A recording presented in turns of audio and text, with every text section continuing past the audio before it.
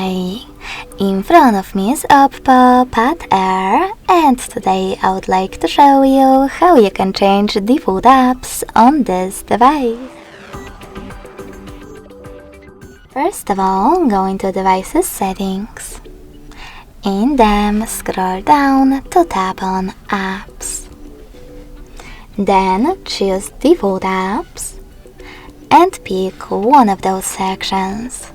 I want to change my browser app, so I have to click on it. Tap on Opera Mini to set it up and click on the back button.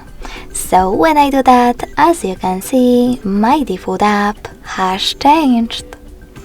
Thanks so much for watching. If you enjoyed this video, leave a like, comment and subscribe. Bye!